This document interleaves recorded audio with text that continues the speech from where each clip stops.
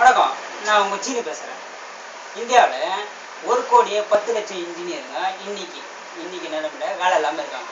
பெரும்பாலான இன்ஜினியருங்க வந்து அவங்க இன்ஜினியர் என்ன பண்ணுறாங்கன்னா, அவங்களுக்கு சம்மந்தம் இல்லாத டிபார்ட்மெண்ட்டில் வேலை செஞ்சுன்னு இருக்கிறாங்க. இதுக்கு என்ன காரணம் அப்படின்னு நிபுணர்கள் என்ன சொல்கிறாங்கன்னா, முதல் குற்றச்சாட்டு நிபுணர்கள் சொல்கிறாங்க, நான் சொல்லலை.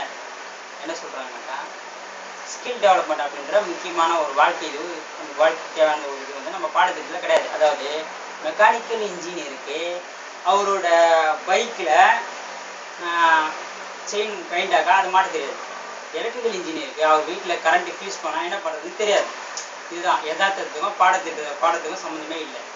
இன்னொன்று நம்ம மாணவர்கள் வேலை இருக்கிற குற்றச்சாட்டு. அதாவது என்ன சொல்கிறேன்னா, டிகிரியை மார்க் இருந்தாலே வேலை கிடச்சிடும் அப்படின்னு நீங்கள் நினைக்கக்கூடாது. டெக்னாலஜி அப்டேட் பண்ணணும், இன்டர்நெட்டை முழுமையாக யூஸ் பண்ணணும். அப்புறம் வந்து வெளிநாட்டு யூனிவர்சிட்டியில் நடக்கிற பாடத்தெல்லாம் யூடியூப்லேயே வந்து இருக்குது, அதெல்லாம் நீங்கள் பார்க்கலாம். இன்னொரு ஆய்வில் என்ன சொல்கிறாங்கனாக்கா, வெறும் 4% மாணவர்கள் தான் லைப்ரரி யூஸ் பண்ணுறாங்க.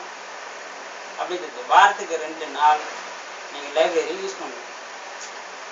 இதெல்லாம் பண்ணிங்கன்னா, இந்த மாதிரி உங்கள் திறமை நீங்கள் வளர்த்துனீங்கன்னா கண்டிப்பாக உங்களுக்கு வேலை கிடைக்கும்.